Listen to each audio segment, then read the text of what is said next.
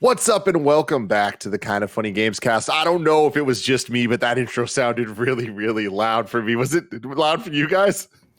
I think I have the stream volume a little bit lower than normal. Gotcha, so no, not for me. Yeah, I have mine at like 85. I have it loud. That go. makes a lot of sense. That scared me.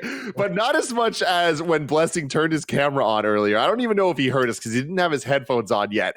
But he turned his camera on. He didn't have his glasses on. And he just looked like his eyes, like he just saw light. It looked like Mike Hyam walked into his bedroom and had just shaken him awake. It was Oh, that's really funny. It's like when your friend like wakes up at the slumber party because they fell asleep first and they're just like really out of it. They're like, "What's up, man?" And you're just like, "Hey, it's all good. I wasn't asleep." "Hey, you're good, dude?" Like, No, I'm alive. yeah, I'm man. here. Yeah. I'm good. And it's I had like a really sleepy couple of days. Like Sunday, I slept pretty much the whole day, and then like yesterday, I was working pretty much the whole day, and then today I was like, dude, I need sleep. I need to rest after yesterday. So I was taking a nap right before this, but I didn't realize that I was looking all disheveled and whatnot. I love it. I love it so much. Of course, I'm Tim Geddes, and I'm joined by the new face of video games, Blessing Adeoye Jr. I'm back with another tea in my Rick and Morty cup. This time it is green tea classic from Bigelow, and I rated a strong 8 out of 10. Wow, fantastic. People have been asking for the tea reviews. There you go. What's the tea at Tioye? That's really good. It doesn't That's work really that good. great. I liked it. Of course, that voice is the Nitro Rifle, Andy Cortez. You know, the holidays are almost here, Tim. I'm at half capacity, but I could still come up with gold, you know? Yeah. The Andy Cortez way. You'll love to see it. I would give you an award, a game award if I could, because this episode, we are predicting the Game Awards 2021. How is it 2021? That's insane to say. How's it the end of 2021? Whatever. Who cares? This is the Kind of Funny Gamescast. You can get it on youtube.com/kindoffunnygames or roosterteeth.com. It's where we get together, talk about video games and all the things we love about them. But if you wanted to just listen to us as a podcast, search your favorite podcast service for Kinda Funny Gamescast, and we'll be right there for you. If you wanted to get the show ad-free, if you wanted to watch it live as we record it, and if you want the exclusive post show, where normally we play a really fun game called Bless Who, and guess what? We're doing it after this episode. You got to go to patreon.com/kindoffunnygames, just like our Patreon producers, Pranksy, Tyler Ross, Delaney Twinning, Julian the Gluten-Free Gamer, Alex J. Sandoval, Techie Haas, James Hastings, Casey Andrew, and Pranksy. We appreciate all of you so very, very much. If you don't have $1 to toss our way, that's totally cool. You're out there, you're buying video games, you're all nimbly bimbly, and if you're doing that on the Epic Game Store, make sure you use our creator code KindaFunny on all Epic Store and Epic in-game purchases like Rocket League and Fortnite, and soon to be Harmonix games as of today's news, to help support Kinda Funny. Of course, we have a bunch of housekeeping for you. Really just letting you know we're taking a bunch of days off for the Thanksgiving break, so there won't be that much content coming your way. But on the game side of things, we do have the Kinda Funny Xcast coming your way. Barrett, have we decided what day it's posting? It's just going to go up on its normal day on Saturday. So when you're feeling all nimbly bimbly on a Saturday morning, go listen to the Xcast. That's what you want to do. It's what you got to do. But yeah, we won't be here, but there is a ton of content to catch up on over on youtube.com/kindoffunny, including our amazing Spider-Man 2 rewatch. And for everybody asking what the content's going to look like when we return, we will be doing the Hawkeye 1 and 2 review on Screencast. We will be doing the Matrix 1 in review, and then we'll get back into the Spider-Man rewatches with Homecoming. Very excited about all that. And that'll mark the return of both Andy and Bless together on Spider-Man rewatches, because for different reasons, they've had to bounce off the last couple episodes. So that'll be a fun little Spider reunion with Anthony Carboni. But today we're talking about the Game Awards. Before we get to the predictions, I want to talk about the 2019 Game of the Year winner at the Game Awards, Sekiro, because Andy just beat Demon of Hatred boss, which is cool as fuck. Tell me all about it. It's an optional boss near the end of the game, and I was warned by many people, including Tamor Hussein from GameSpot and Giant Bomb and Kinda Funny. I was about to get to the final boss, and Tams and everybody in the Twitch chat is saying, "Andy, Demon of Hatred," and I'm like, I think I know what this is. I think I've heard Fran Mirabella talk about the Demon of Hatred before, and Tam said, "Andy, if you want my honest advice, don't do it. It's a very, very hard boss, and it will only sour your feelings towards the game. So just fight the final boss. Maybe go back to to Demon of Hatred when you're done. And I said, cool. And for viewers right now, you're watching when I rage quit the stream, because that was around hour 4.5 of me fighting the Demon of Hatred. Oh my god! I told Twitch chat to him, you know what? I'll give it 10 tries. If I, whatever happens, I'll go fight the final boss. I'll move on. But when you have the tendency to hyper fixate and hyper focus on things, Tim, next thing you know, it's 4 a.m. and you are quitting a stream because of how mad you are. Oh my god! I just realized like what had happened here too. Yeah. So I have a resurrection left, and I have the boss on their final life, which is the only boss that has 3 lives. There's another boss that has 3 lives, but it's really easy to kind of cheese that. I have my final resurrection left. I resurrect as this fire ground thing is occurring below me, and it kills me immediately. No. Oh, that's a bummer. And Yeah, and I'm like, nope, not doing that anymore. And I just turn off the same camera. I shut everything down. I just quit the stream. And then I talked about how true gamers overcome, and I'm not gonna let Fran Mirabella beat a boss and not me. You know, that was really the main motivation. He was my North Star there guiding me. So I continued on for an extra hour, Tim. Took me about 5.5 hours total. Wait, that same night? You didn't stop that night? Nope. Oh my god. I ended the stream and I kept on playing off stream. I hit record immediately and kept on going with the footage. And it was harrowing, Tim. It was exhausting. I can't imagine, because I remember getting to the Demon of Hatred after I beat the final boss of Sekiro, looking at it and going, nah, I'm good. I'm not doing this. Because the final boss of Sekiro took me a while. That took me a solid maybe 3 to 4 hours to actually beat. And that was another harrowing boss that has a lot of phases and, has like each phase is very different from the last with that boss, to the extent where by the time I finished that boss, I felt like I had just gone through something. And I was like, dude, this is the peak Sekiro experience. Like, I don't need anything to push me further. And when you get to the Demon of Hatred, the thing about the Demon of Hatred is that they kind of have a different like form, right? Like Sekiro, many of the bosses are like kind of like duels, where it is, characters that are humanoid, where it is like sword fights and it is like the countering stuff. And you have other bosses, right? You have Guardian Ape that is bigger and a little bit more mobile. And Demon of Hatred is probably closer to a Guardian Ape than like a Genichiro or a smaller boss fight. But when I looked at Demon of Hatred and I saw like the kind of boss Demon of Hatred was going to be, and knowing like I think I was streaming it as well. Chat was telling me how difficult it was, and I think I may have had Imran or Tam or somebody in my ear as well telling me like, "Hey, this is going to be a difficult one." I looked at it and I was just like, "It's optional, right?" All right, no, I'm good. I'm out of here. I don't need to face this thing. I don't need to prove myself. Yeah, the Demon of Hatred, a lot of people have issues with it, Tim, because like Bless was mentioning, they straight up throw a Bloodborne boss into Sekiro, and it's a very different fighting style. You are fighting it like you fight a Souls or a Bloodborne boss, where you're kind of getting underneath it, trying to get behind it, just slash at it while it hits you. And it has a very, very different attack pattern. And I think the thing that fucked me up the most was the fact that the attacks that it throws at you are so random, and you could go 6 attempts without seeing a certain attack, and you go, oh, fuck, I forgot you did that, because I've just not been looking out for that move. It's such a difficult fight, and a lot of it is just me not remembering the next move it's going to do and going, God, I'm a fucking idiot. But it was a blast. Like this did not ruin the experience for me. I know that was Tam's worry that I was gonna, because there's a moment before you fight. Well, it's because you did it. Well, no. There's a moment before you fight another optional boss that you have to take on a mini boss you've already fought with another added dude. And the added dude, in addition to this mini boss, was some of the most tilted I've ever been in video games, and to where it just felt cheap and annoying, and I'm not having fun with it. With this boss, I'm learning the moves and I'm trying to execute them perfectly, and it felt really good to eventually do. But even now, I look back at that other mini boss with the extra dude and going, fuck that encounter. Like, I hate that. And the next boss took me even longer, and I still said, fuck that encounter with the mini boss and the other dude. So, like, there's the thing about a lot of Sekiro bosses is that they will challenge you a lot skill-wise, and reaction wise, but I never feel mad at the game, really. It's mostly just me going, God damn it, that fucking move I haven't seen in a while. I got to remember that. Yeah. And again, you feel so triumphant when you take down one of these big ass bosses. And now I just have the final boss left that Bless was telling me.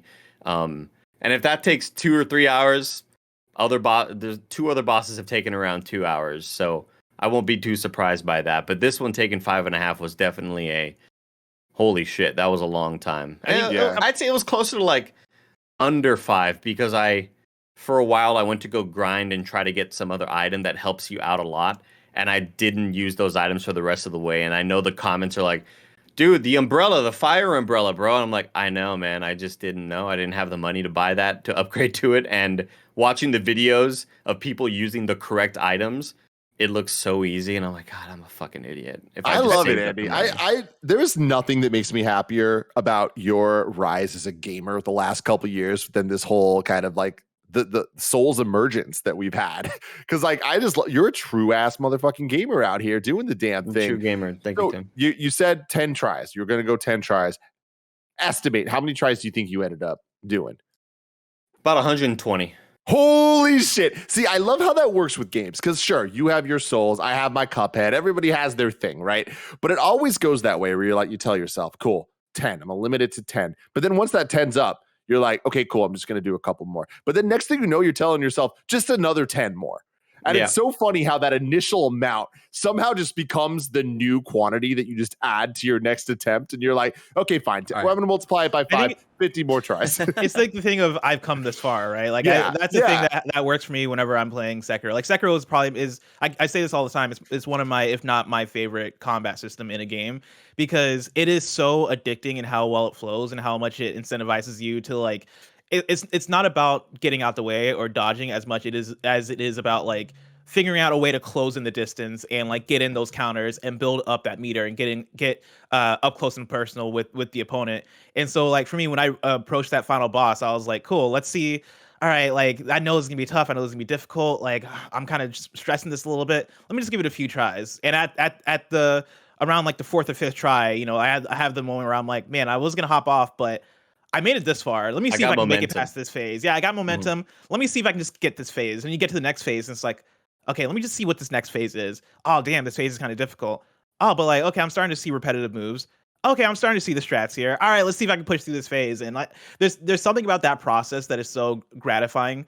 And I think, Andy, for you, coming out of Demon of Hatred, the final boss in the game is going to be a breath of fresh air because it is kind of wrapping back around to the Sekiro that you know, and I think going through the harrowing fight of Demon of Hatred is going to put you in a better place to kind of withstand and be down for the struggle of that final boss fight. And so, like, I think you have a good time. My character has gotten stronger because of fighting the Demon of Hatred. Like I was able to level him up a bit. I say 120 attempts, Tim, but there was about legitimately 40 or 50 tries where I get hit in the first phase and I go, fuck it, restart. Yep. Yeah. Dude, that counts though, but also that doesn't count as a full try. That's when you start getting that headspace of 10 more. Fuck it. 10 more real ones. Yeah. Oh yeah. Exactly. Yeah, let's throw that one out the window. My thing with Demon of Hatred 2, Andy, is that like I think the thing that made me shut off my game as soon as I saw it, and like I did do like 3 tries before I was like, okay, cool, yeah, I'm really not gonna do this. It reminded me a bit of Orphan of Kos from Bloodborne, and Orphan of Kos was a boss fight that had me, I think, half tilted. But also, when I beat Orphan of Kos, I had never felt anything like it. Where I was like, "You motherfucker, I did it! I killed you! I beat you!" And it's the thing of there are enough like for people who are unaware of Orphan of Kos. Orphan of Kos is the final boss fight of the Bloodborne DLC, and it is a grueling boss fight. That boss is like a bit like bigger, like they're humanoid somewhat, but they are kind of like a fucked up human that is a bit taller than you, and it's swinging its own placenta, Tim. That's what it's swinging. Yes, like nice. It is equipped with its own placenta, and with that, it has big reach. And that is the thing that fucks you up. And with that, it has big reach. It has huge reach with this placenta, and so like, dude, you'll be dodging back and forth, you'll be dodging left and right, and like it will find ways to connect with you in ways where you're like, what am I supposed to do with this? Like the way in which the Orphan of Kos boss fight forces you to dodge in certain angles that like you wouldn't have thought about before. Like the strat for me became, okay, I gotta always dodge to like the front left or to the front right instead of dodging back, because with the back dodge, Orphan of Kos sweeps and will get you no matter where you go. Yeah, like you got to find the iframes. You gotta really think about not only dodging at the right time, but dodging at the right angle, and then figuring out how you're gonna close in, because Orphan of Kos, if you're not careful, will not give you the chance to close in. I have a very important question. In this fight on the floor, is this Kos right here? That's the Orphan of?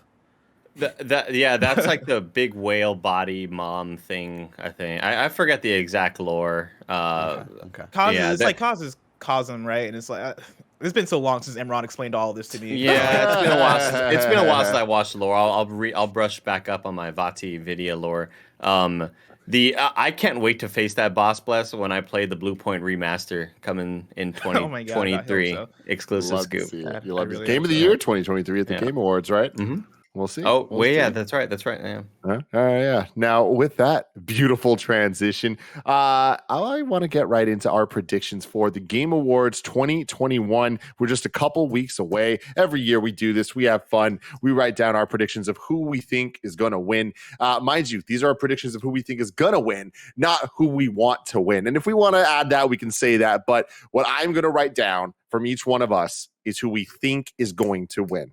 And we will see who is right at the end of the day in just a couple weeks. It's so fun, though. It's going to be so hard. Especially this year, man. It is. The Game Awards just keep getting, I feel like, harder and harder to predict with this type of stuff, because more and more varied outlets vote. And even the big dog outlets are more varied in its employment and who has a say than ever in what actually ends up being the Game Award winner. So there are, I think, a shit ton of categories. I'm not even going to say how many. I think there's 30 in total. Okay. But we're not going to do all of them, because some of them are just things that we are not equipped to even try to predict. So we'll talk as a group about which ones those are, and we'll go best forward. Esports coach, I give it to Andy Cortez. Exactly. All-Star Brawl in that tournament. What a snub. Jesus Christ. So starting at the end of how they're showing these here, best esports event, best esports coach, best esports team, best esports athlete, best esports game. We'll start with. Give athletes a tens. Give athletes a tens. Tens? I believe tens will win athlete. Gotcha. Okay, tens that's is just the a name fun of an athlete. Gotcha. Got it. There we go. Tens with the Z. That's the Andy Cortez. You don't think Simp is gonna run away with it, Andy? I only say tens because this was Valorant's coming out year, where they legitimately popped off with a massive amount of viewers throughout all of their different championship tournaments. And tens is easily the most popular esports athlete, because not only he's incredible at the game, very, very popular on TikTok, and also dating a content creator at 100 Thieves. So there's a lot of crossover right there. But we're a lot of 100 Thieves. It clicked when you said he's popular on TikTok and is dating a content creator. I've seen many of those TikToks. Yeah, he's dating Kaide from 100 Thieves, and they're a very, very popular young couple in the gaming world. And he's also just incredible at the game, and he's just super funny and personable. And yeah, he's I would say he would win, just because of, I think his name is going to be more easy to recognize amongst a lot of people who maybe don't even necessarily know a whole lot about esports. I do appreciate that in that category there's both a simp and a simple. So yes, that was one of my favorite parts of the nominee special for Game Awards, where Jeff Keighley had to go through and read all the things, and he got to best esports athlete, and he like just directly says into the camera "simp" with like his full chest, and I love it. All right, so first one that I think that we're all qualified to at least give our predictions on: best esports game. Y'all feel good about that? Mm-hmm. Okay. Yeah. Category goes for the game that has delivered the best overall esports experience to players, inclusive of tournaments, community support, and content updates, irrespective of genre or platform. Call of Duty, Counter-Strike Global Offensive, Dota 2, League of Legends, or Valorant. I believe this is going to be Valorant. And I say that only because the obvious winner would be League of Legends. I think the voters will say League has won enough in the past, and this is the first year that Valorant's kind of having this big sort of debut. So I would give it to Valorant. Yeah, I agree for the exact same reasons. Essentially, like I think you look at these other games, and when it comes to a category like this, I think the thing you ask yourself is, what game did something stand out this year? And Valorant is the game that came out last year, and like I think for it to come out and also be a really good game, and to have an audience that is there for it, and it being such a hardcore FPS, I think it's an easy win for it. Yeah. League of Legends still the more popular esport, Totally. by far. Yeah. But I think this is the year that people say, all right, LeBron won enough MVPs. Let's give it to somebody else, you know? And I also think the fact that it give it to somebody else is giving it to the same person under a different name, right? It's Riot Games, and I think that's kind of the biggest thing is the industry. Right now, especially, I think really wants to celebrate Riot for its successes. So I think Valorant makes a lot of sense. I think that League and Dota, like Andy was saying, have kind of had their wins before. Valorant feels kind of fresh and new, and Call of Duty, I think, just it isn't quite in this esports game category in a lot of people's minds, even though it is wildly popular, and it still definitely is, one of the most streamed things, most watched things, all that. I just think that, especially given the landscape, I don't imagine a lot of people are going to want to vote for that. So yeah, Valorant. Tim, by the way, Tim and Bless and Barrett, y'all watch Arcane yet? Episode 1. It's incredible, dude. Holy fuck. You finish episode 3 and you're like, fuck, this is amazing. Like, it's so cool. I don't know anything about the lore. I know some people think that might affect your viewing experience. It does not. It is just as amazing if you're not into, well, you get more out of it if you know about League of Legends and the world of Runeterra, but god damn, what a fucking show. Yeah, I'm watching it for the fighting game at this point. Like I watching the gameplay, I was like, oh, I'm getting into this game, and so Arcane is going to be my gateway into that. They got an MMO on the way, Bless, and like they just wait, didn't they just release like an RPG too? I saw this today, right? Like Ruin King, the something King, the Ruin King, the Ruin King. Yeah, but that's it's a turn-based like RPG. But like, give me a top down Arcane thing I watched was Deathloop related. That's the closest I've gotten to anything Arcane related. There you go. There we go. Most anticipated game, recognizing an announced game that has demonstrably illustrated potential to push the gaming medium forward. Elden Ring, God of War Ragnarok, Horizon Forbidden West, the sequel to The Legend of Zelda Breath of the Wild, or Starfield. Is this one fan voted? It is, and I'm going Elden Ring, baby. It won last year.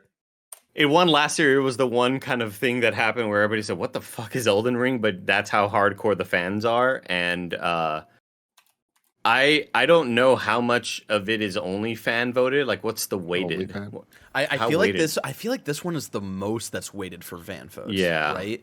I wouldn't be surprised with Elden Ring, especially with like how imminent it is as well, and like that one last year, and there was still so little to be known about it, right? And I think because that's coming so early in the year, I think people are just super fucking high off of it, especially because of the previews that y'all just went through as well. I'm gonna get weird. I'm gonna say the sequel to The Legend of Zelda: Breath of the Wild. I don't even think that's weird. I think that's that's my vote for sure. Yeah, I mean, yeah, it's my personal pick, and yeah, I think I don't know. Like I think we feel somewhat closer to that game now, even though it still doesn't have a release date.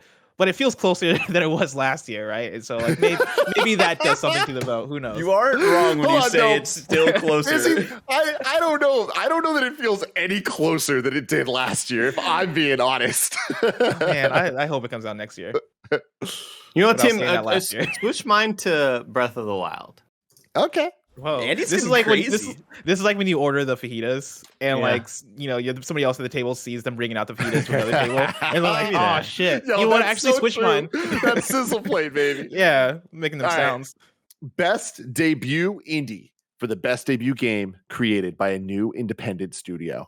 The Artful Escape from Beethoven and Dinosaur / Annapurna.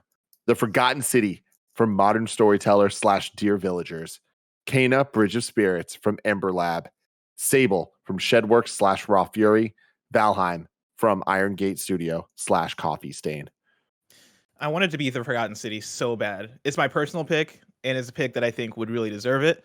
But my gut tells me that it's going to be Kena Bridge of Spirits. So that is my prediction. I think that PlayStation bump does a lot for it. And also, like, it's a standout game, right? It's the most beautiful game on this list, just in terms of art style. Well, actually, there's actually a lot of beautiful games on this list. I take that back, because Artful Escape and Sable are really good looking games too. But I think Kena just has that standout effect of how good the animation is, just technically, and it being just a very hyped game this year. I think they're gonna get it.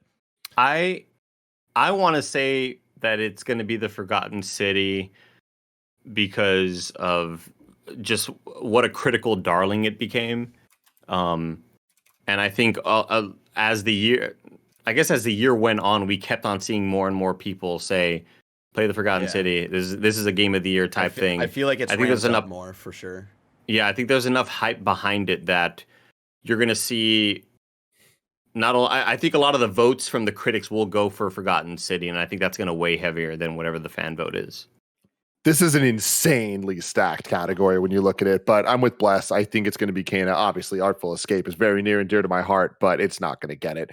I think that Kena is going to get it because of that PlayStation bump, because it's a little bit more mainstream. But I also personally think it deserves it, mainly because it being an indie game, like that one is different than the rest of these, right? Like that is almost unbelievable. It's indie because of how AAA it is, right? So it's like that is something special. I'm really, really hoping that they get this, because I want to see Ember Lab get all the flowers they deserve for what they accomplished with this, and hopefully get more funding for making a sequel or another project, because their next project is going to be a goddamn banger.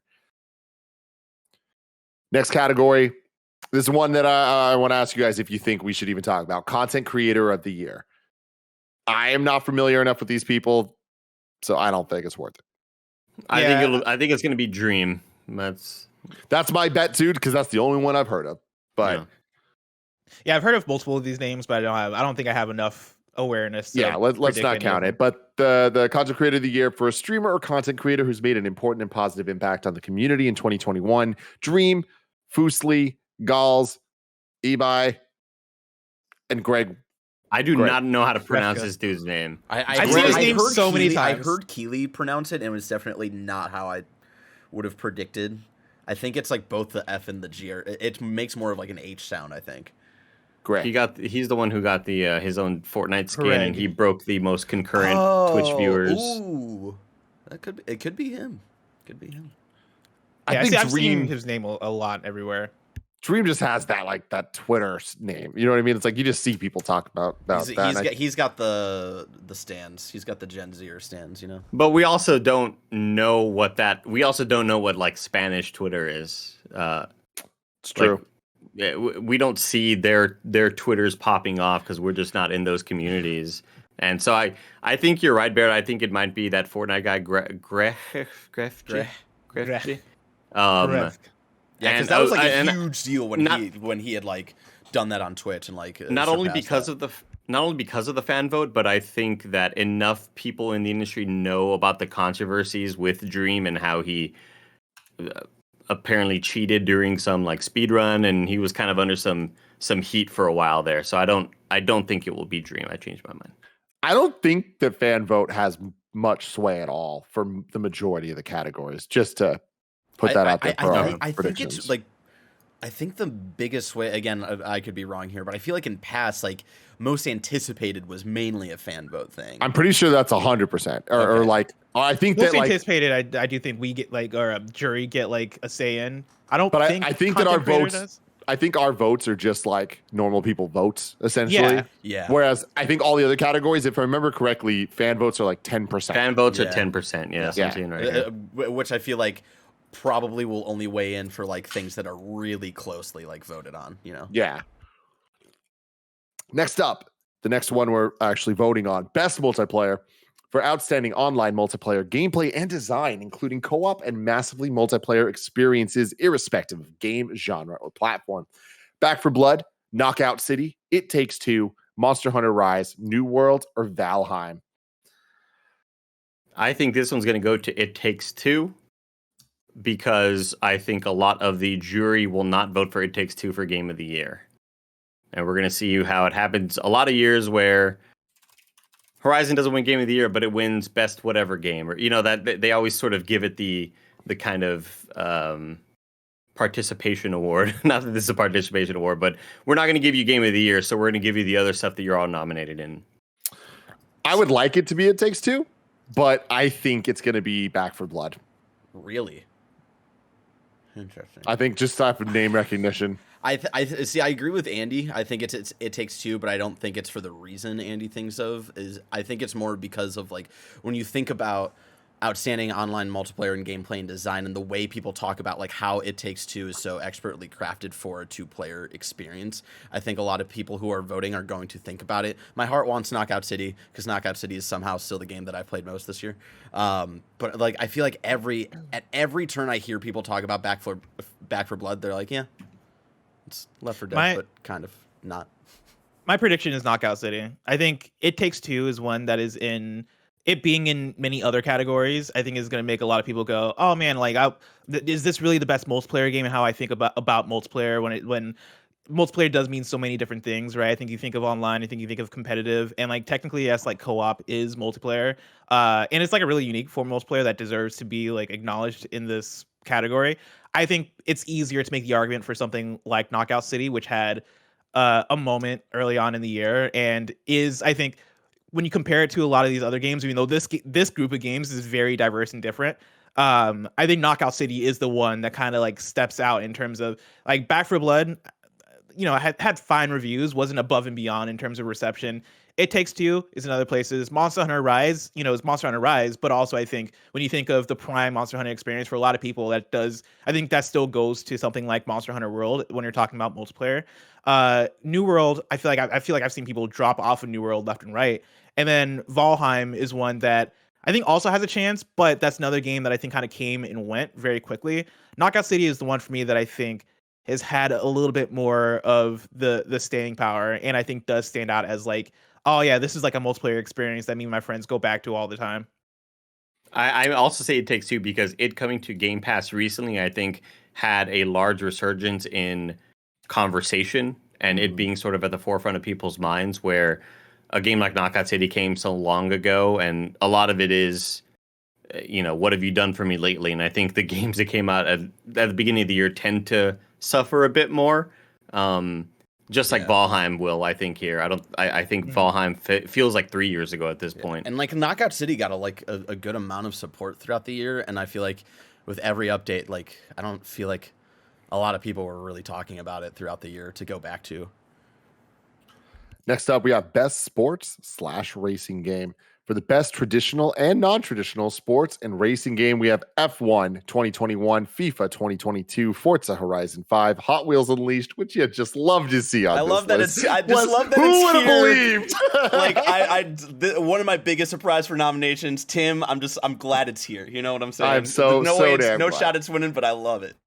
And then Riders Republic. I think this is a very obvious one. It's going to Forza Horizon 5. Easy peasy. Fucking easy clap. Give it a Forza. Although I would have said, Blessing, I would have given it to, oh God, what's that e-football game? E-football, yeah. Yeah, God. I mean, listen, I don't know if you guys have played some F1 2021, but that shit be hitting different. I don't care. It's going to be Forza Horizon. Even though, like, man, I would love the competition on this list if Forza wasn't here, because I would make the argument for Riders Republic. I think Riders Republic is really special, but I don't think anything can compare to the quality and polish of Forza Horizon 5.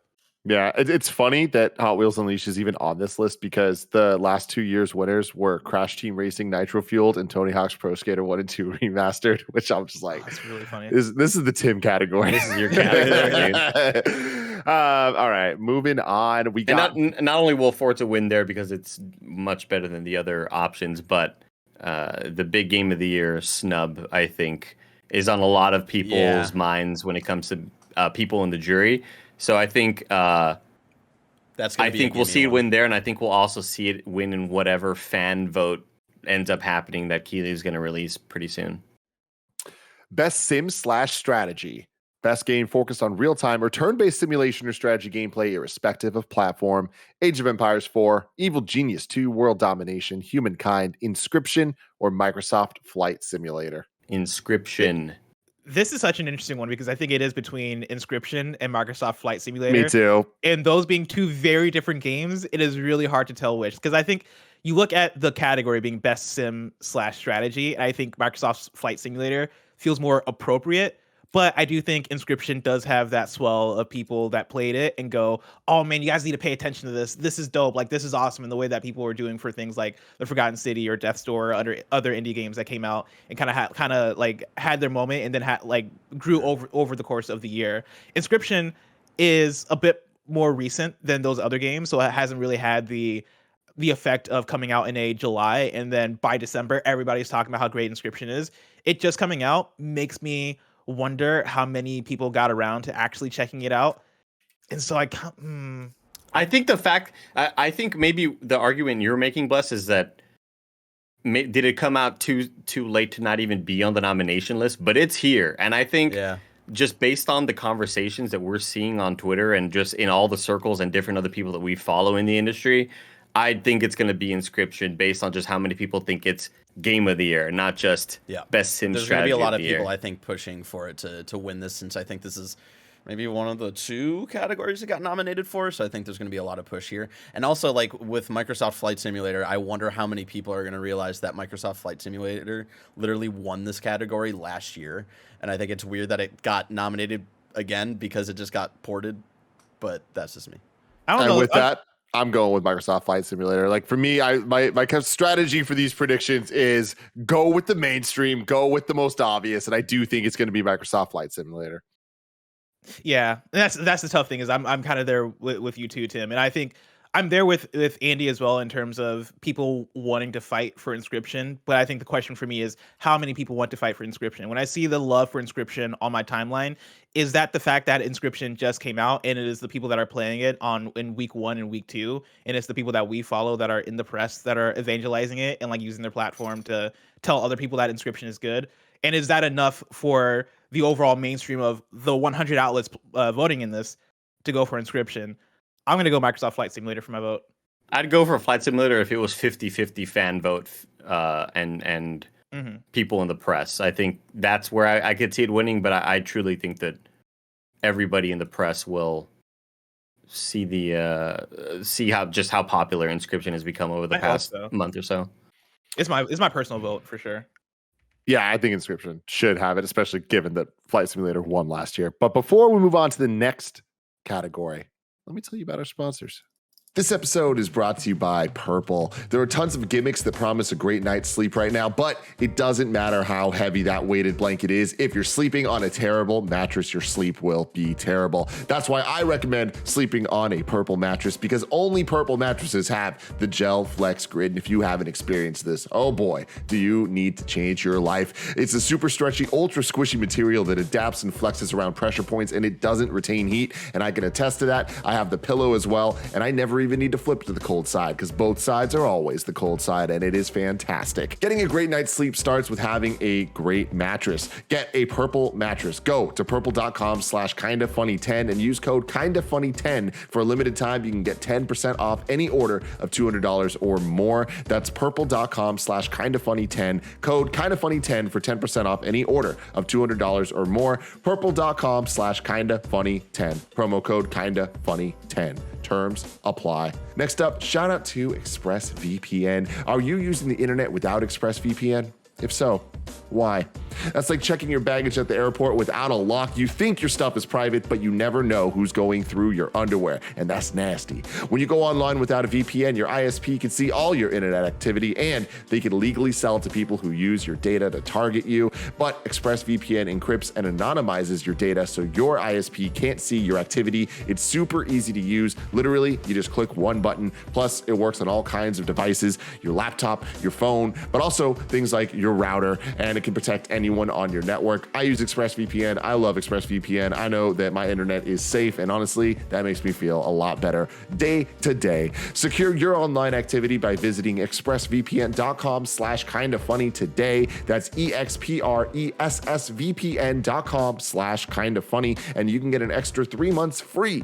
expressvpn.com/kindafunny. And finally, shout out to Upstart. What would you do if you didn't have high interest loans or credit card debt? Upstart can help you get out from under your debt and start living your life again. Upstart is the fast and easy way to get a personal loan, all online. Upstart looks at more than just your credit score, at your current employment and credit history to find your smarter loan rates. You can even check your rate in just 5 minutes for loans between $1,000 and $50,000. One of my really good friends had debt in a whole bunch of different places and was able to use Upstart to consolidate it in one place, just make it a lot simpler, and now he's debt free. Find out how Upstart can lower your monthly payments today when you go to upstart.com/kindafunny. That's upstart.com/kindafunny. Don't forget to use this link to let them know that we sent you. Loan amounts will be determined based on your credit, income, and other information provided in your loan application. Upstart.com/kindafunny. So now that we're back, I love that this category, like, is just called Best Family. Like, it's not called Best Family Game. And I get that that's not weird because the last category was just Best Sim/Strategy. It didn't say game. But it's just funny to say Best Family. That's a different category, though, because let me tell you about a game called Resident Evil 7 that didn't come out this year, actually. Have you guys played this game called 12 Minutes? Have you guys played Fast and Furious Crossroads? Just saying. We got It Takes Two, Mario Party Superstars, New Pokemon Snap, Super Mario 3D World plus Bowser's Fury, or WarioWare Get It Together. This is a tough one for me because I look at it and it's not going to be WarioWare. It's not going to be Mario Party Superstars. I think Mario 3D World and Bowser's Fury is a weird one because it's an old game and all that stuff. But I think that I would vote for It Takes Two here, despite Bowser's Fury being incredible, and 3D World being incredible as well, just an old ass game. But I think the mainstream vote prediction for me, I'm going Mario 3D World.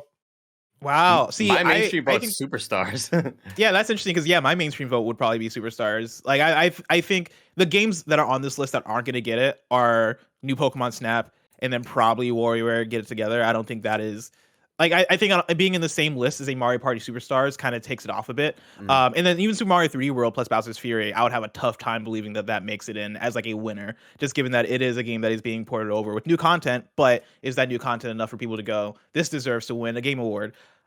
I think it's between Mario Party Superstars and It Takes Two, and I'm going for Mario Party Superstars.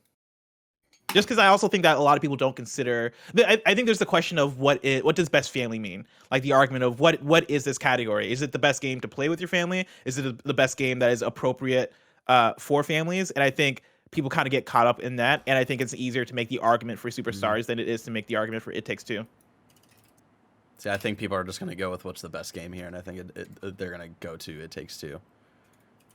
Because there's some moments that I've watched during like Nick and Andy streams where it's like, yeah, like this is about a family and stuff, but I don't know if like I would have like, I don't know if I'd like sit like my 6-year-old down here and like have them watch some of the moments here. It's just, it gets a little real there. I mean, I think it gets like real and adult in the way that I think like, you know, like wild like Cartoon Network shit does. Yeah, like, that's Ren and fair. Stimpy That's or whatever.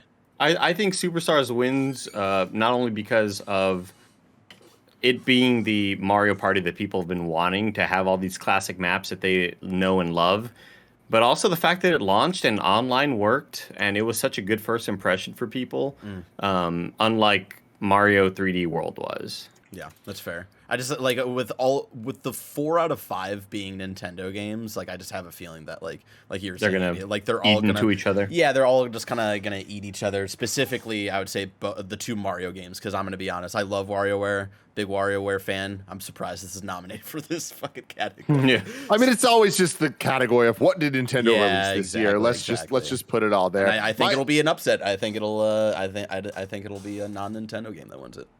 Yeah, I mean, out of these, I want It Takes Two to win just because I think what that game has done is incredible and unique, and it actually pushes things forward. I think Mario Party Superstars is too new, and I think that at the end of the day, it's going to be a how many people played it or are aware of it type thing. Mm-hmm. And Mario 3D World outsold the Wii U version, which sold pretty well in just a couple months.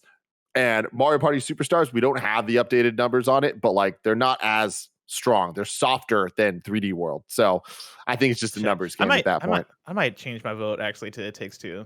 Just because the more I think about it, I do think there's just a large amount of people that have played that game by now versus the amount of people that played Super Mario, Mario Party Superstars.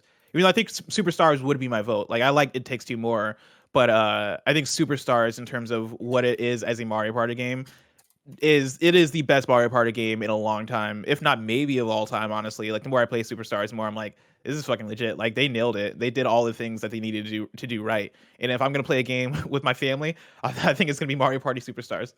So okay, let's get the votes clear here. I'm going Mario 3D World. Bless, you're going It Takes Two. And Andy.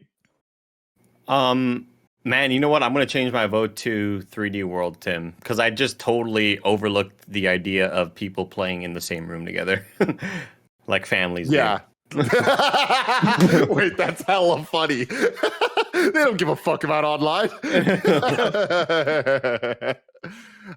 Next category, we got best fighting for the best game designed primarily around head-to-head combat. We got Demon Slayer, Kimetsu no Yaiba, the Hinokami Chronicles, Guilty Gear Strive, Melty Blood, Type Lumina, Nickelodeon All-Star Brawl, and Virtua Fighter 5 Ultimate Showdown. It's gonna be between Guilty Gear and Melty Blood. I've heard many people be like, they tell me that they like Melty Blood over Guilty Gear, but I think Guilty Gear is gonna take it just based off of it being more popular and well known, and it being just a very solid Arc System Works title. A very pretty game as well. Very pretty game. Melty Blood also pretty, but Guilty Gear is my prediction. I'm going with Guilty Gear as well, although I definitely should not have a vote, and I did not vote on this when we submitted our votes. Let's see. Well, this is predictions, Andy. It's not the votes here. So that's what's interesting for me is this one's tough because I don't think it's Melty Blood.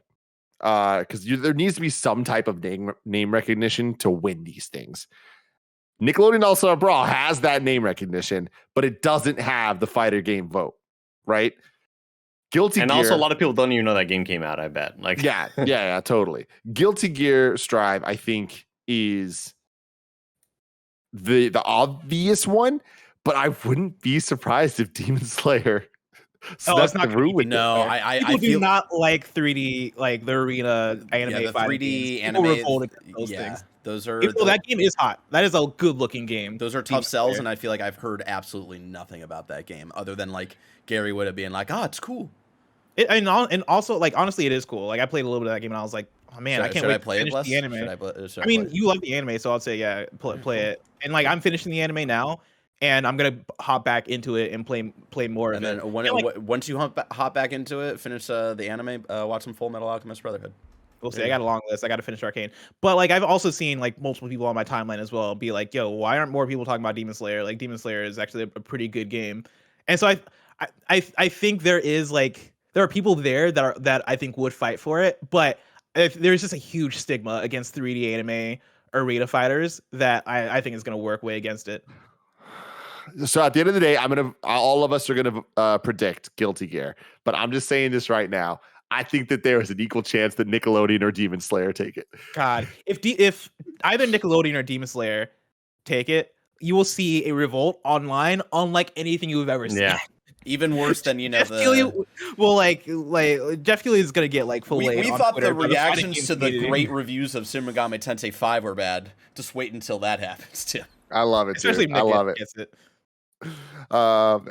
Can you imagine? Dude, I would walk out the building. I'd be like, all right, cool. I'm done Game Awards. See you guys. The games industry's dead to me. Best role playing for the best game designed with rich player character customization and progression, including massively multiplayer experiences. Cyberpunk 2077, Monster Hunter Rise, Scarlet Nexus, Shin Megami Tensei 5, Tales of Arise. I'm saying it right now. It's Cyberpunk 2077. The fact that it's here means enough places voted for it. You're crazy. It's Tales of Arise. Yeah, it's Tales of Arise. I forgot Scarlet Nexus came out this year. you all did Disco Elysium, the final cut dirty, is all I'm going to say. You can't put a final cut in here. You can't. I mean, but that final cut, Andy, if we can put Microsoft Flight Simulator two times in a row for the same fucking category just because it got ported, then yeah, you could do whatever. One of them won Game of the Year though, didn't it win? Didn't it already? I guess it already won. Disco Elysium? Yeah, both did. Yeah. Both did. I'm going Y'all with Tales just of watched- Arise. I think Tales of Arise had a sort of massive groundswell of support from a lot of people who not only like the Tales games, but just people who are into RPG games. And from what I've heard, it is fantastic. And I keep on wanting to hop into it. And it's such a burden, Tim, because it's like 80 hours long So or whatever. long. And I want to try it out so bad. It's gorgeous. It looks got so It's got cool. one of the prettiest art styles. And from what I've just seen, and everybody saying that it should have been in the Game of the Year category. It's another one of those games that I booted up and played for about an hour or so, and like bounced out because I saw the feature ahead of me, and I was like, you not have 69 more hours, nice to put into this thing. But like, yeah, it's a hot looking game. It's a game that I think, when I look at this category, I do think it comes down to Tales of Arise and Shin Megami Tensei 5, and I think Shin Megami Tensei, it speaks to a more hardcore audience that isn't as like wide as a Tales of Arise. I think Tales of Arise has the benefit of being a JRPG that JRPG lovers like love and respect and adore, but then also being a thing that is more approachable and accessible by a wider amount of people than Shin Megami Tensei is. God, can you guys imagine? Nickelodeon wins, and then that's the next award. It's Cyberpunk wins. I'm walking back in, and then I'm walking back out. Best action adventure game. For the best action adventure game combining combat with traversal and puzzle solving. Marvel's Guardians of the Galaxy, Metroid Dread, Psychonauts 2, Ratchet & Clank Rift Apart, or Resident Evil Village. This has got to be the toughest one. Oh, I think it's the easiest. I think it's the easiest one. This is Metroid Dread, no shot, because I think there's no way Metroid Dread's winning Game of the Year, and so because of that, I think a lot of people are going to push for Metroid Dread's got to win something. So this is the one other category it's nominated for. So I think it goes to Dread. I also think it's a very tough one to try and predict, just because like you never know what Resident Evil is going to do. That's the thing I think I've grown to accept. Resident Evil fans love Resident Evil, and like I think they tend to fight for Resident Evil, and so I could see. I mean I can honestly see that and anything else equally win, except for maybe Marvel's Guardians of the Galaxy. But even who knows, because that has name recognition, and I think just the element of surprise to it, where people were kind of blown away just based on what the expectations were. I'm going to go with the dark horse. I think Psychonauts 2 will win. I think it's going to be a lot of people just wanting to support Double Fine and Tim Schafer for his work in the industry. I can see that. I can see that in other categories, though. More so than this one. I'm with Bless that I think this is a very tough one, specifically because action adventure is such a weird, broad thing that can mean a bunch of different stuff. I want to give a shout out to Resident Evil Village because that is a great game that I think got a lot of hate from kind of funny side of things, but otherwise people really, really do enjoy it. But I beat that game, but Tim, you believe that? That's insane. Dude, I beat that took game. You 7 months. Beat that game, and I sat through and watched Andy beat it over again. And I was like, and you know you're what? like, wow, this game ends this way, huh? I was like, wow, I stand by all my opinions. On this game. the end is not good. The end is not good. Marvel's Guardians of the Galaxy, man. For me, it's between Guardians, Metroid Dread, and Ratchet. See, I think people read puzzle solving and then they think Guardians and they're like, no. Yeah. But I don't think people read that far. No, yeah. Yeah, I think that's being generous. So I'm gonna cut out Ratchet. I'm between Marvel, Guardians, and Metroid. I'm gonna go Metroid. Man, And then Bless, you were going. I've not voted yet. I'm between Metroid and Ratchet right now. You know what? I'm gonna say fuck it, and I'm gonna predict that I'm gonna be disappointed, and it's gonna be Resident Evil Village. That's my prediction. I like that, Bless. I like that. I like your disappointment. When in doubt, doubt yourself. Next up, best action game. We got for the best game in the action genre, focused primarily on combat. Back for Blood, Chivalry 2, Deathloop, Far Cry 6, Returnal. It's gonna be Returnal. That's my vote. Lock it in. Me too. Wow. Confidence. No hesitation. The confidence there. I don't want to keep double or second guessing myself and just like Go with I your don't think gut, Deathloop will win Game of the Year, so will they give it to Deathloop here? You know, I keep on wrestling with that sort of thought process. I'll go with Returnal as well, though. I just want to let you know, Andy, the reason that this year I'm going straight for the mainstream is because every other year I play the game you're playing, and it doesn't favor me. Got it. It doesn't favor me at all. Well, so you think out of these, Returnal is the most mainstream of the conversation for best action game? Because I would go Deathloop. Yeah, I mean Deathloop. Because like I think weird. I think a lot of people appreciate Returnal, but not Yeah. enough to be like, oh yeah, I'm voting for it for every category that it gets nominated Well, for. I mean, that's the right? thing though. Returnal is only nominated for a few categories. Yeah. But I One don't of the think top I game of the don't year. think it's going to be that game like Andy's saying where they're like, well, it's only nominated here, here, and here, and we got to give it something. I don't think it's going to be that game where they're like, oh well, it's got to win something. I also think it's the best action game, and I think people will look at this and will go, what game fits the best action game? And I think they'll pick people will go Deathloop. Returnal. I don't agree with it, but I think they'll pick Deathloop. I think it's interesting. I do think it's between those two. I think that Returnal, the conversation around, stands out enough from the action perspective that it has a shot, but I won't be surprised if Deathloop ends up taking it. But I'm going to stick with Returnal. I also think there's just been enough buzz of Returnal not making Game of the Year. I think there's been a decent amount of conversation around that and it missing out and getting stubbed there. And this is the one chance that you can vote for Returnal. Yeah, and I also think when you say the words primarily on combat, right? Focus primarily on combat. I know, like, I'm being very generous for people reading through, but I'm going to give trust to outlets that most of them read through. I do think that Deathloop, when you think of combat, or Deathloop, I think would even be a better fit in action adventure over pure I action. agree. Because like the combat in that game is very much like pretty much standard first person shooter or like, execution based, like, press R3 or I've kind of, it's been like a few months since I played Deathloop now, so I couldn't even tell you the button bindings. It's very puzzly. I'd say it's very this puzzly button, and strategy. Yeah, press this button to like snap this person's neck type stuff. But I think a lot of people will again because this feels like Arcane's like pop album almost with just like how like streamlined it is. I think compared to their other games, and I think even on the action side of games of like what people think of Deathloop and why I think it was probably nominated for action game more so than action adventure, which I agree. I think this is like a weird nomination. I think it should have been flipped. I think people are going to think about like, even though the design and more of like the puzzly elements and the stealth elements are more prominent in that game, I think the way that game is still designed around what you can do with action, I think that's going to be a lot on a lot of people's minds, in the forefront of their minds of like, oh man, they can get really creative with the way that they present action in this game. I think that's why people will go. I hear you, but I think there's more of a journey to get there than looking at Returnal and going, okay, this is action. Like you are fucking like the 95%, 99% of the game is action here. Like you're engaging and real good action. And it's a really good action. Now, here's an interesting point that I think is in favor of Returnal here is last year, the nominees were Hades, Doom Eternal, Half-Life Alyx, Neo 2, Streets of Rage 4. Guess what won? Doom Eternal. Streets of Eternal. Rage. Hades. It's a good point. Because Hades didn't win Game of the Year. And to me, Doom Eternal is more the Deathloop here. But Hades won Game of the Year last year, right? No, it didn't. no. It was That was it was the one DICE. like indie title out of all the. It was Last Wait, then what? AAA. Last is Part 2 won game. Damn. Yeah. Holy cow. Okay.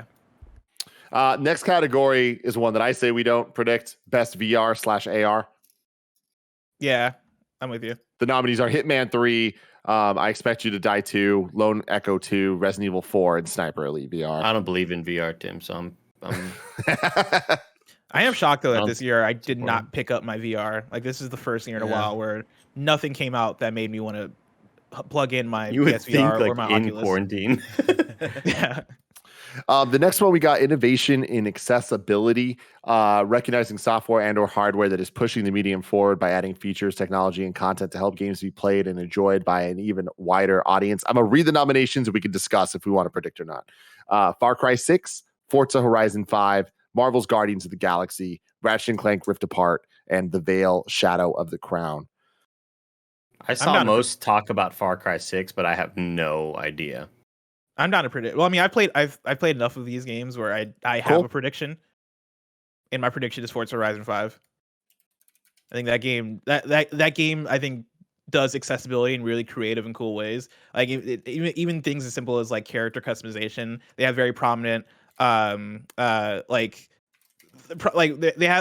go above and beyond in terms of the choices they give you in customizing your character. Like even things as simple as like hairstyle and stuff, or even like using prosthetics as arms as opposed to like or prosthetics for any of your limbs, being able to replace those. I think that putting that front and center takes it a long way, but then also there were the like news reports that reported on KFGD talking about how like they're putting in sign language into the game, which I believe is like the first time we've seen something like that. It seems like they're going very above and beyond for the accessibility. Yeah, in that and game. like the way that like they can kind of like slow down the feeling of how fast you're going for certain players. Like I remember that like popping off a lot on Twitter as well. So I could see that. So for me, this one's a tough one because like I imagine that this is going to be a category that's weighted very differently towards people that actually know what they're talking about for it. But having said that, I think that all of these games are really great examples of it that I've experienced at least. I think that it's a good sign that kind of like there's a standardization happening with it. Like Ratchet just kind of followed what Last of Us did to an extent, right? Like, so Sony's building that out. Forza now has this new thing that Microsoft kind of seemed to be building a template. But with that, I would go with Far Cry 6 based on the conversations that I've been seeing online. Andy, you going with Far Cry as well? Forza. I'll go with Forza. Cool. Big shout out to Marvel's Guardians of the Galaxy though. Jesus. Like now that I'm in the last few chapters of that game, it's been a struggle to like motivate myself to go back just because I don't love the combat in that game that much. And part of what I've been doing now is going back into the difficulty settings and going, all right, how do I make this as fun as possible for me so I can just experience the story? And so I've been turning everything down and turning like my meters up and turning my damage up and all this stuff. And it is a fantastic way to experience that game. Next up, we have Best Community Support, recognizing the game for outstanding community support, transparency, and responsiveness, inclusive of social media activity and game updates and patches. Apex Legends, Destiny 2, Final Fantasy XIV Online, Fortnite, and No Man's Sky. Final Fantasy XIV Online. Amen. That's my vote too. This was the year of Final Fantasy XIV of more than any of the other years that we've had in terms of just sort of mass appeal and people talking about it. I would definitely go with them. And like their updates are so like the way that people tune into these updates and get hyped about these updates, It's wild. At 2 a.m. in the morning, I'll hear Michael Hyam just going off in his room, and I'm like, oh, there must be some Final Fantasy 14 shit happening right now. And lo and behold, they're giving an update. It's so crazy. I can't imagine caring about the lore in an MMO. Like, it's so wild to me. That concept is so alien, and I'm so happy that they have that. Yeah, I remember there was like an update recently, I think, where they had to delay the latest big expansion by a few weeks, and they were so broken up about it. Like in the actual update itself, like the director was like, yeah, I was like, hey, I apologize, like being very apologetic about it. And I'm like, dude, when you want to talk about community support, that right there is some community support to be like that. Like, hey, you know, we want to do our best. We want to do great by you guys and all that stuff. So my cat chewed on the wire and everything fucked up. Yeah. The next category is Best Mobile Game.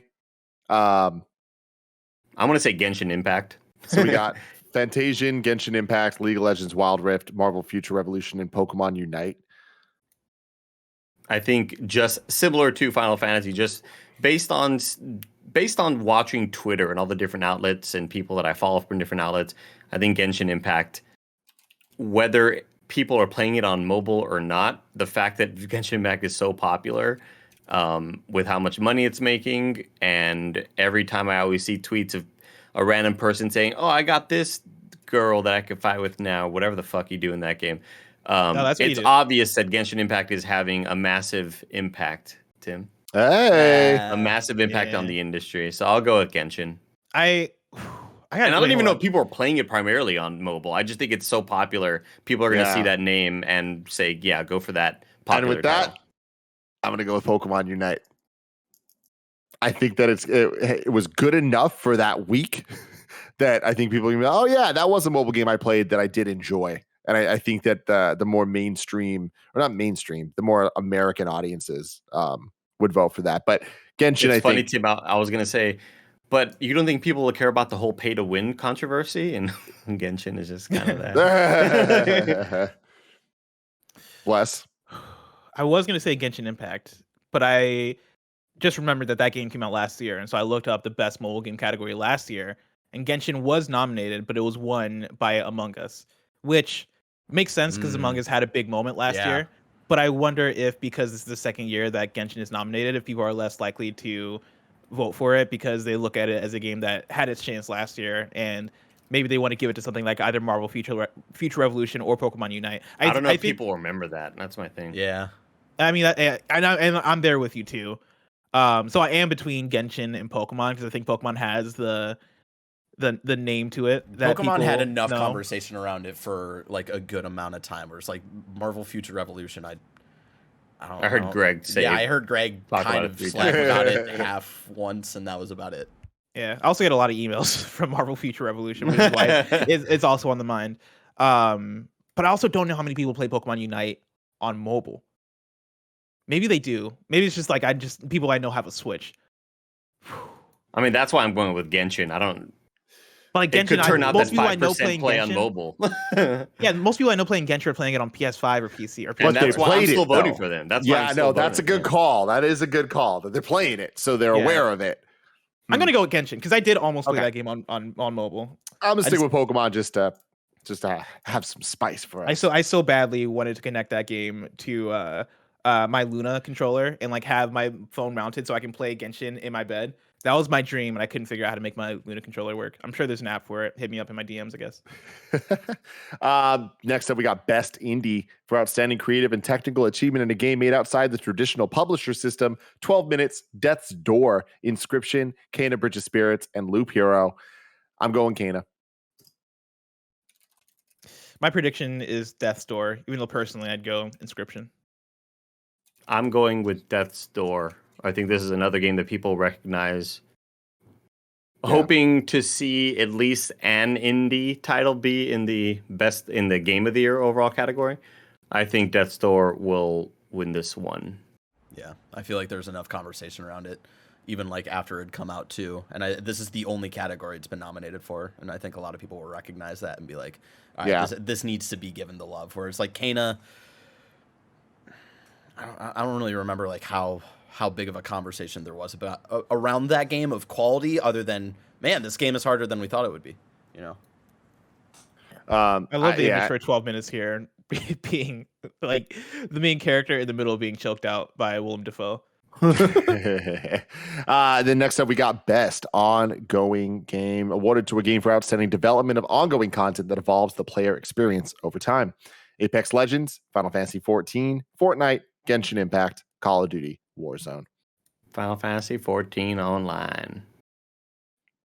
Here's the thing. Yeah. The answer for me is Apex Legends because of Apex Arenas, and that game, bringing arenas into the game was a big addition, and it's fun and it's great and it breathes new life into Apex for me. Apex is not going to win though, so I'm not going to predict it. My prediction is going to be Genshin Impact. Whoa. Tim's gonna say Fortnite. Yep. I'm going Fortnite, baby. But actually, let me do a little typey for a second. Because damn, sorry. you're gonna look at Google Trends or what? He's looking at Andy, what won last year because I think yeah. last year was Fortnite was nominated, but No Man's Sky won. Oh, fuck, that's interesting. Because yeah, your boy Hello Games, what's his name? Sean Mark? Murray. Sean Murray. Yeah, Sean Murray was like in the middle of drinking a beer. I was like, what the fuck? I won. Yeah. That's Yeah. what I'm saying. The Great fact moment. that a game like No Man's Sky can win Yeah. an award like this, where I think we're given way too. I think we're assuming way too much that like random people at New York Times who don't know what video games are, except that their nephew plays Fortnite, are voting on this. I mean, Fortnite also did a great job. Like, that's the other thing too. You know, it's not Well, like, but I don't think this year was like a massive year for Fortnite. I think if anything, this is they kept on coming out with characters, but when I think of like was the Travis Scott thing this year? That was last year, I believe. Because I feel like the when those Ariana events were Grande happening was this year. Yeah, I think Ariana was this year. Yeah, Ariana Grande was this year. Because when I think of when those concerts were first popping off and those big gigantic events, I think that's when Fortnite was at its strongest in terms of just mainstream appeal. And they've continued to kind of keep that high bar of quality, but I don't know if it's being talked about as much anymore, just because it's expected from them, you know. So Bless got Genshin, I got Fortnite. Andy, what did you say again? Final Fantasy 14. I think the Weebs are going to win here. I am between Final Fantasy and Genshin for that. Yeah, Final Fantasy. Having played Genshin, I think Genshin. I think Final Fantasy 14. Oh God, it's tough because Final Fantasy 14 is growing. Like those numbers are only increasing in terms of people that play. That I'm game. changing to Final Fantasy. Fuck. Yeah, I'm sticking to Genshin. If I'm gonna win this trio of predictions here, I gotta be different. I can't just keep doing the same true, thing. But you got to be different in the right categories, though. Blessing. You got to be different in the right categories. Yeah, but I think Genshin has a big chance. Like Genshin is a very popular game as well.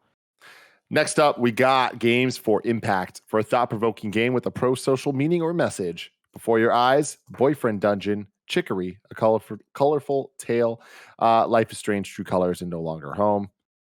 Life is True Colors. I shouldn't have picked Genshin. I regret it. I got into Blessing's head. Yeah, this is a Life is Strange yeah, for me. This is a gimme for Life is Strange. Like Tim, like what you're saying of like, this is one of those ones you go with popularity, and Life is Strange is the one that it's like definitely has been. And only that it was really good. Apparently, it's good. Yeah, it's popularity and quality, and everybody knows that. Yeah, so, well, I would say Chicory is probably better, but yeah, Life is Strange. Okay, Barrett, you're walking a fine line. All right, don't you dare insult Life is Strange that way. But also, I think they're both great, but I personally think Chicory is better. Wait, Bless, what's your prediction? Chicory. Oh, I think Life is Strange has enough sauce in other categories, and I think the people that love Chicory are going to really want to fight for it in this category, especially. I think when you look at the category description being for thought-provoking game with pro-social meaning or message, I think it's also easier to make the argument for Chicory over Life is Strange. Like Life is Strange has good messaging in it, but I think it's about as much. Yeah, it's not as there's about as much pro-social message as there is in any like teen drama that is about like a very heavily emotional story. Whereas Chicory, I think that it wears that stuff a little bit more on its sleeve in terms of its subject matter, and so I'm going Chicory. This next one is going to be pretty interesting. Best performance. We have Erica Mori as Alex Chen in Life is Strange, True Colors. Giancarlo Esposito as Anton Castillo in Far Cry 6. Jason Kelly as Colt Vaughn in Deathloop. Maggie Robertson as Lady Dimitrescu in Resident Evil Village. And Ozioma Akaga as Juliana Blake in Deathloop. My man Keanu Reeves was robbed. Okay, Johnny Silverhand supremacy. I love Johnny Silverhand. I'm going to give it to Erica Mori as Alex Chen. I think the fact that Life is Strange is up for Game of the Year shows how popular it is, and I think I don't think it is up for Game of the Year. Oh, it's not? Are you serious? It's not on Game of the Year. No. Oh shit! I thought it was. Never mind. I take that back. God, that changes everything. I do think you're right, though, Andy. I do think Erica Mori takes this. Fuck. My vote is Erica Mori, and I guess best narrative is the one I was thinking of. Yeah, my vote for Erica Mori is half like I think she should win, but also I think she did I think the people that play Life is Strange. I guess the way that people look at something like this and look at Life is Strange as a narrative game that is heavy on the dialogue makes it an easier argument than for like the more action-based stuff. Even though I do think, and that combined with there being two different performers here for Deathloop, I think that splits the Deathloop vote a little bit. Yeah, if it was one or the other for Deathloop, I think Deathloop would be probably an easier. It'd be an easier argument to make just because I think the voice performance in that game is great. But I think it's also harder to argue against Life is Strange. And I think sorry, go ahead. Then also when I look at Resident Evil Village, I don't know if people are looking at Lady Dimitrescu as like peak performance in terms of like how that character is portrayed in that game. I think it's a popular character that was involved in a lot of memes, but I don't think people look at that and think best performance. And then I do think that Anton Castillo or Giancarlo Esposito as Anton Castillo is an option that I would not be surprised to see winning, but my gut tells me I'm honestly surprised that enough people played it to nominate him, but that's just me. So an interesting thing here is last year both Laura Bailey and Ashley Johnson were nominated, and whether or not that got split, Laura Bailey won. I love Timmy. I think Last of Us is a different beast though than Deathloop. Than Deathloop? Yeah, 100%. Especially with I think stuff performance-wise, it's so much stronger. Yeah. I mean, even think just like those two women's kind of popularity is in a different league than these two, so I think that changes it as well. I don't know. This one is I'm kind of just shooting in the dark because I think that it is honestly anyone's game. I think it's pretty random. I'll go Giancarlo.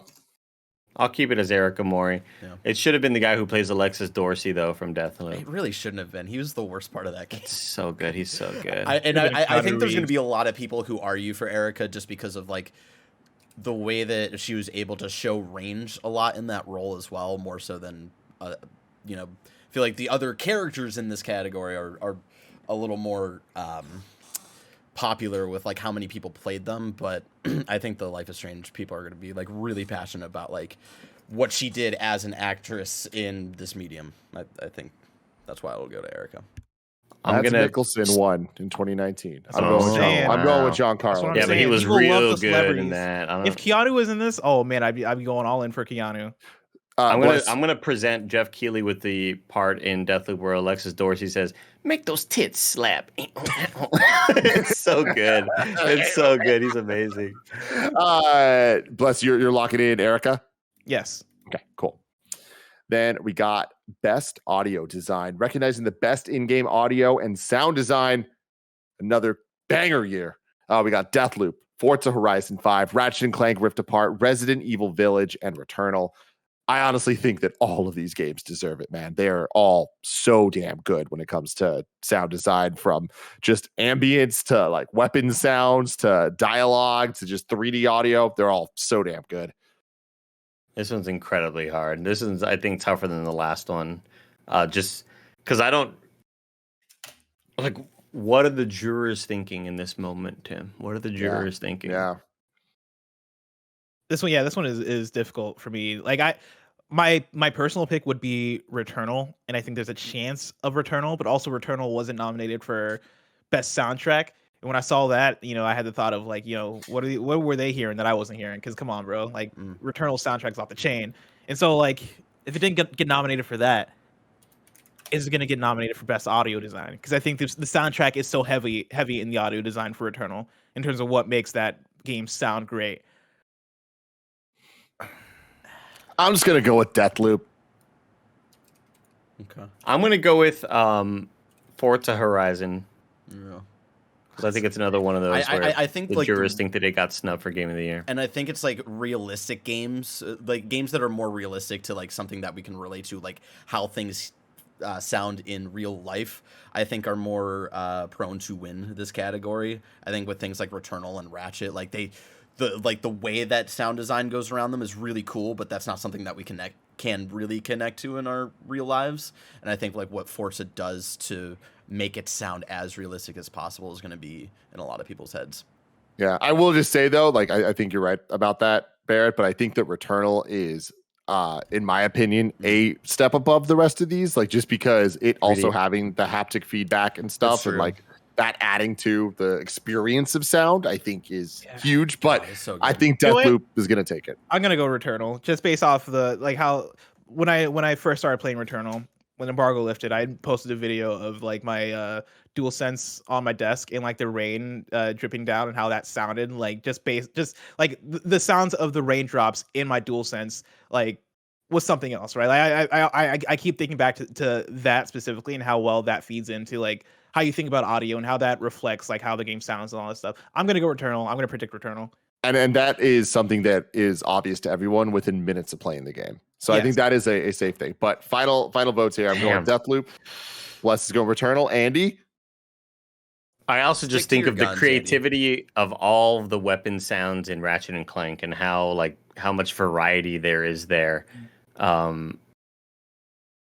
Forza is such a strong prediction too. Like I was thinking about going Forza. Don't play this game, Bless, you little fucker.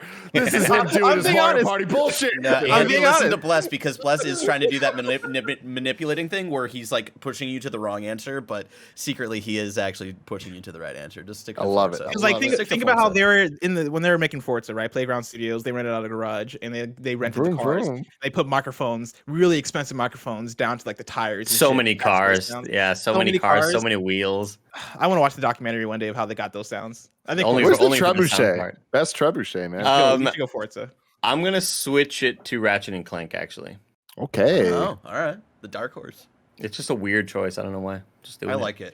I like. I know I'm not gonna get a Returnal too. That's the thing that sucks. Is like I'm voting with my heart instead of my mind here. Mm-hmm. It's gonna lose you points, Bless. It is. I hope you get it though. But I also think all the NPCs chatting in Deathloop is like really good. Oh fuck yeah, I'll stay with Ratchet and Clank. Like on the intercom and like Yeah. Next up, we got best score and music for outstanding music, inclusive of score, original song, and /or licensed soundtrack. We have The Artful Escape, Cyberpunk 2077, Deathloop, Marvel's Guardians of the Galaxy, or Near Replicant version. Version, all the numbers. My vote is Near Replicant. It's not even close. Wow. Okay. I will say, of like what I played of Near Replicant, that soundtrack fucking slaps. It's really good. I don't think nearly enough people played it to like really for that to even. And that's the thing. Are y'all voting with your heart? Enough people got here, or enough people got to be here. It got there, but I think. And also, people love this composer. Like Nier Automata is like a top 3 soundtrack of all time for me and for many people. Like people scan this composer. I know. I love Deathloop here. I love the Artful Escape soundtrack, and I think it's so good. There's not a chance it wins. I'm predicting Guardians, and I think that it's because it's popular. It's licensed music that everybody loves. It's 80s music, and on top of that, the score is fucking fantastic. It is so damn good. I hope it wins, and I'm predicting it. I'm gonna go with Guardians as well, Tim. Because I keep on telling myself like it's here, meaning enough people nominated it.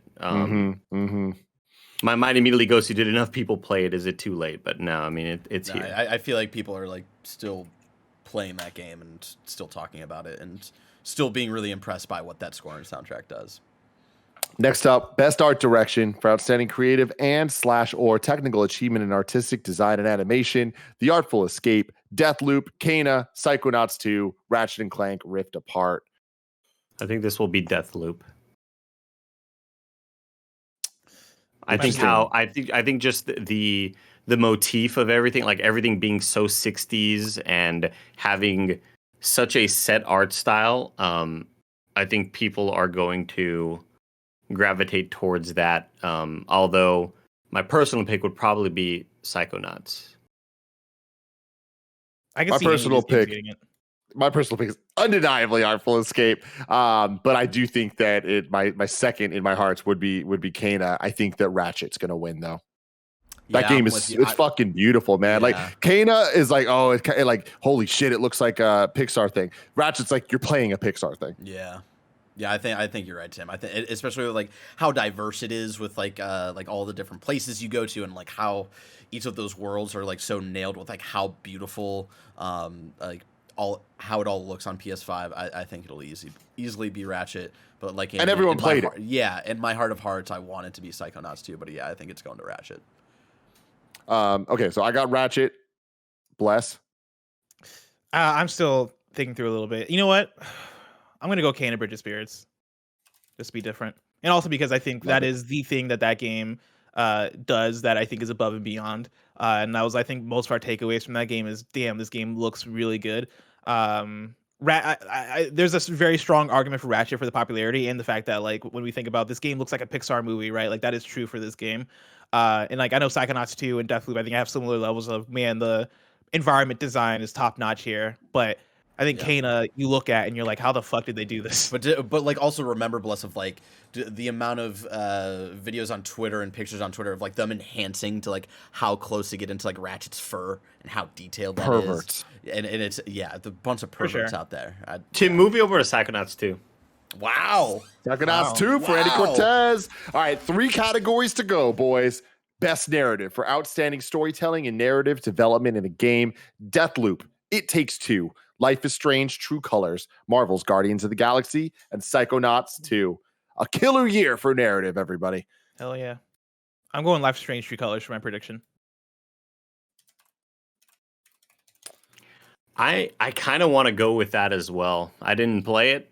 I just know people gravitate towards the Telltale games for, or Deck 9 rather, for those stories. My personal vote would be Guardians of the Galaxy, but I think Life is Strange True Colors will win that one. I think you guys are probably right, but this is going to be one of the few categories that I just fucking go with my heart instead of my mind, and I'm going Guardians, baby. Wow. Interesting. See, I think it's going to be It Takes Two. I think enough industry I would be people shocked. really. I think enough industry people really love that game and like what they did with the story in that game. I don't think enough people. I don't See, like. I see the argument for Life is Strange. I don't know if there's going to be enough people convinced by that argument for Life is Strange. I think the thing for It Takes Two is, I know for so many people the story of It Takes Two Very wasn't necessarily secondary. the thing that they took away from that game. I do think fair. a lot of it is mechanics and a lot of it is the gameplay. Like the story is good, Yeah. but I do think that there are problems with that story. Like what's the name of the book, Andy? the Mr. or Doctor something. Yeah. I always mess it up, but like Let's call him Gonzalo or some shit. yeah, but like that character was a character that I think didn't sit right with quite a few people. Yeah. Like even me, as I was playing with my friend Yami, and the whole time she was like, This is "Man, weird. they really did this, huh? Yeah. Wow, I can't believe This like is they a made choice. this very stereotypical character." I think And, It Takes Two is really creative in how it weaves the gameplay with story elements, but I don't think it does a whole lot in terms of like, whoa, plot twist, I didn't see that coming, or what a great line of dialogue there. Like, I And think that story people kinda get that from stretches. Life is Strange, and they think about those emotional beats where they're crying their eyes out. All right, you're getting me less convinced about It Takes Two, but not more convinced about Life is Strange. I mean, I just think it's a good might story. be great. I never played it. I love the story for Life is Strange. I'm just not convinced there's enough people that are gonna like really go to bat for it. I could see it being Guardians. I'm shocked that Deathloop is honestly on here. I'm gonna be honest there. I also see a lot of people not voting for Guardians because of its mainstream appeal. Yep, I'm like- right that's there fair. with you. That's fair. Give it to the property that is not a Marvel sort of thing. Yeah, you know? I think you look at all these and you think which is the game that went for it in story, and it's Life is Strange True Colors. Ooh, but Andy, you making that argument, and it's because it's in my heart of hearts. I think that could be Psychonauts 2, especially with like how much. I think there's slightly more conversation about Psychonauts. Tim Schafer's back. Yeah, again, like especially with like Tim Schafer being behind that game and like that the Double Fine team being behind that game. What I a think story. Yeah, I think yeah. That's a good call. Psychonauts 2 is a good call. It's a really good call. Yeah, yeah. It's It's- impactful at like all of the moments where I said, God damn, I don't know a goddamn thing about who these people are, but this is really good. It's really well done and well formatted, and The reveals, the emotions. Yeah. Going through the throes of that narrative. Yeah, I'll stick with Life is Strange though. I think fair. people play that for the story, as it like they're not going to Life is Strange for gameplay, for cutting edge like crazy gameplay moments, you know. Mm-hmm.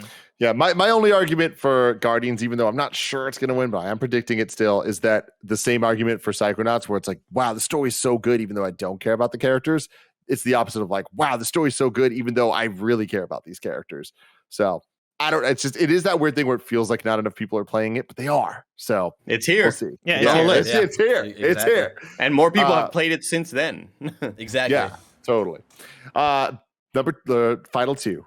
Best Game Direction, awarded for outstanding creative vision and innovation in game direction and design. Deathloop, It Takes Two, Returnal, Psychonauts 2, Ratchet and Clank Rift Apart. This is going to be Deathloop for me. I agree. I think Deathloop will win this one, and a lot of it just comes down to the overall design and puzzle solving and going to different times of day to figure out other different clues. I think it's so fucking genius in what it does. And more creative than the other ones in this. Although I think It Takes Two. Yeah, It Takes but Two I is think very, that's all very that it good. has is the creativity for to make the argument for that. Whereas I think that Deathloop has like, wow, holy shit, it fucking did the thing that it promised it was going to do, despite being overly and despite promoted. everybody doubting it. Yeah. And being like, what is it? Is it a roguelite? It's just a roguelite? Oh, it's not, but it kind of is, right? And then you go, oh, it's a shooter. It's bringing a lot of Dishonored mechanics and action and shooting. Do we really want this? And then you sort of see what the game is actually about and how it's built, and it's so goddamn impressive. I agree. Bless. Deathloop is my choice. Wow. Is my prediction for the same reasons you guys just mentioned. I think it's the one you look at and you're like, all right, what game went for it this year in terms of doing something different, but different on a big scale and on a big level? And I think that is Deathloop. And I think Arcane is a studio that people look at and love for their direction and for the way they think about making their games. And I think Deathloop is kind of like Deathloop is the one that is a home run in terms of not only is it an amazing arcane game, but it's the arcane game that I think is speaking to the widest amount of people in terms of the mainstream popularity of it. Andy Cortez. It's also one thing to call out, Bless, that what company did something ultra creative and different, but to do that and also be a Game of the Year candidate is like, you could try to make different shit all you want, and it comes out and everybody goes, ugh, this just doesn't work for me. But the fact that it hit and seeing those day one reviews, 10 Yes. IGN, yes, nuts. Yeah. I know it shouldn't be a factor, but I feel like it is, of also name recognition of the director themselves in this category as well.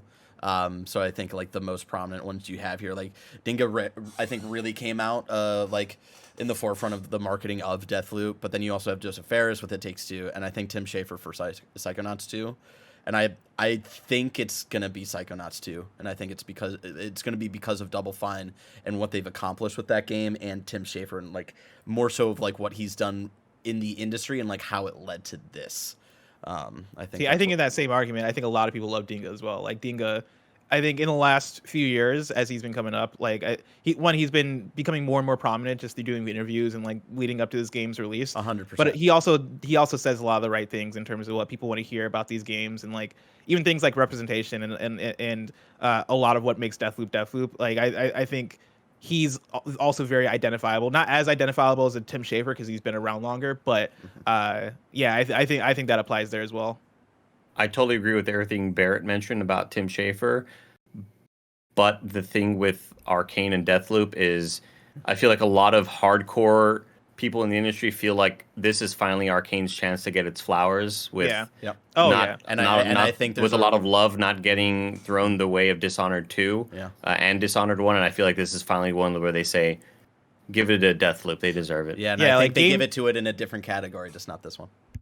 Game design nerds are like video game nerds in general, I think, like the idea of immersive sims, especially like people in the industry who are looking to find a game that speaks to them the way that like their classic favorite PC game spoke to them, like the Half-Lives or the Deus Exes or the like whatever other game you want to mention in that category, the BioShocks.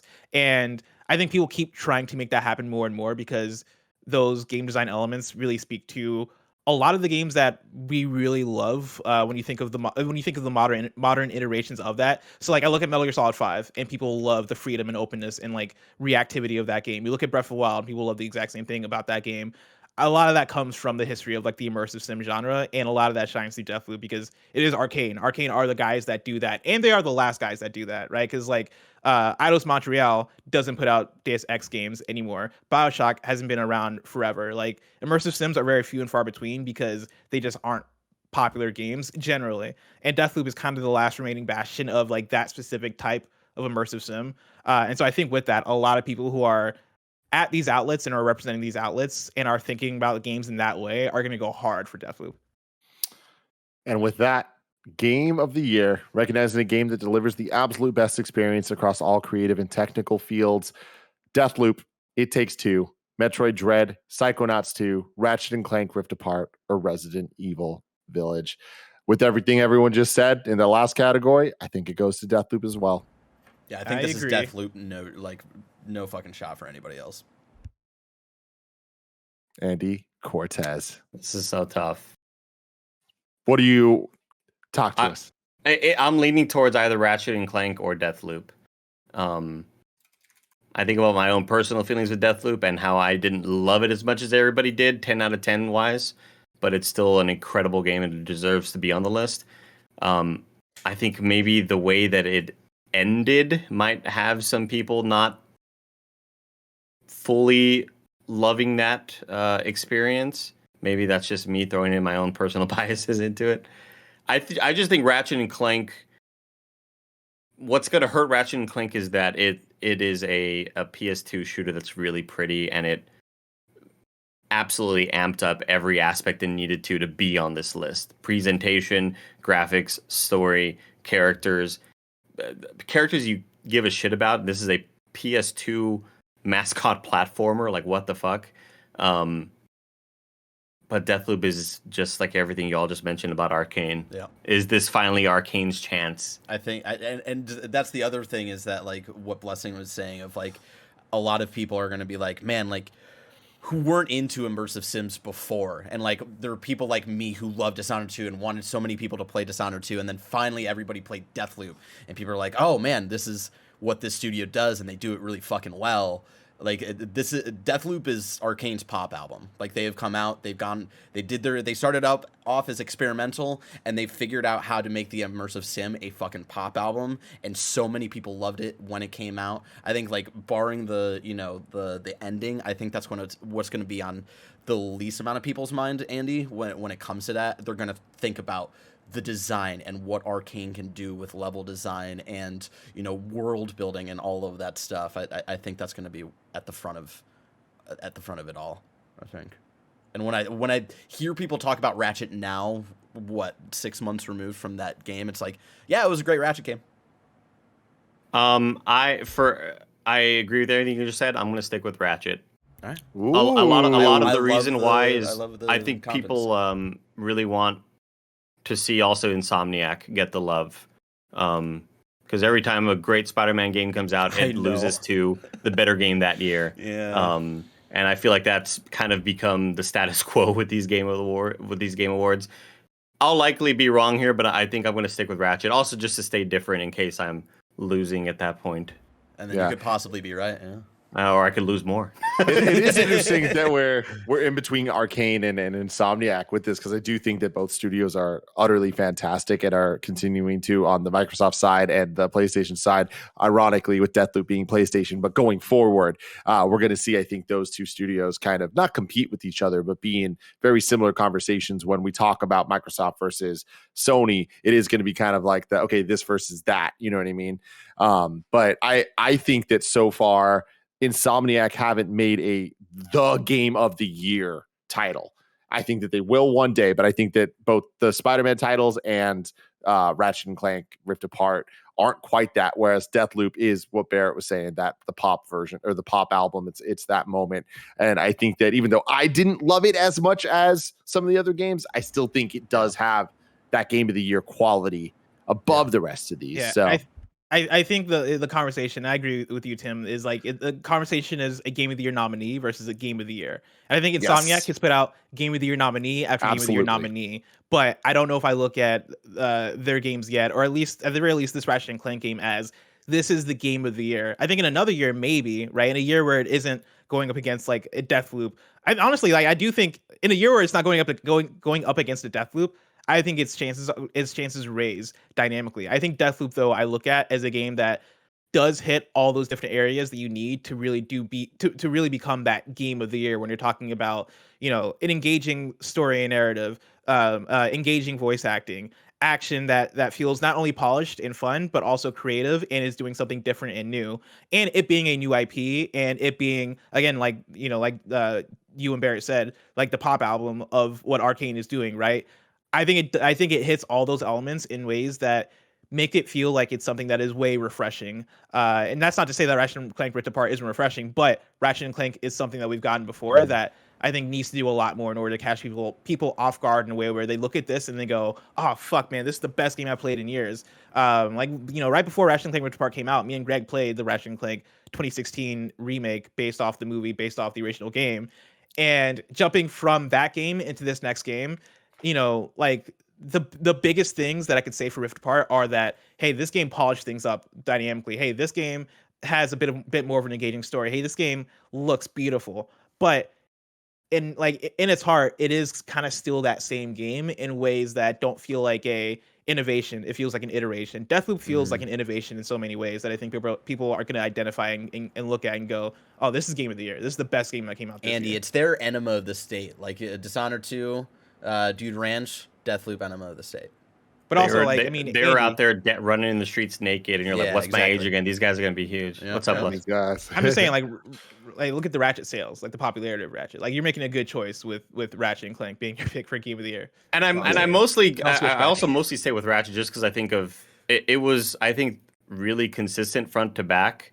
And this is all just personal biases, and I'm speaking with my heart, Tim. But man, I wish I would have been on that review panel for Deathloop because I know I'd like it a lot more than I did at the end of it because I played it in separate chunks and it started to feel like a chore going through the extra loops by the end of it. Like I kind of wanted the game to end in the same way that I kind of felt with Guardians, where it was like, man, this is kind of like lasting a bit longer than I wanted. And I just I think Ratchet was just really complete and shocking that a game like that can even be here. It's akin to like having a comedy movie be like a Best Picture nominee. You know what I mean? Excellent point. Yeah, it's weird that it's even here. That the fact that it's I'm gonna jump and dodge and shoot a lot and have a bunch of different guns, and I just think it's the most complete 10 out of 10 for me. But that's for me. Well, let us know in the comments below what your predictions are for every single category. I want you to leave one comment for every category with your pick, just to stoke that algorithm. You know what I'm talking about? We will, of course, be live reacting to the Game Awards when they happen on December, I'm going to say 10th. I don't know what you were so close. December 9th, baby. We're going to be right there. That's going to be a lot of fun. I hope that all of you have a fantastic Thanksgiving break, weekend, whatever the hell you want to call it. If you're up in Canada or somewhere else in the world, just have a good weekend, no matter what. Eat some turkey. Eat some damn turkey, no matter who you are. But we're about to do the Patreon exclusive post show. Until next time, love you all. Goodbye.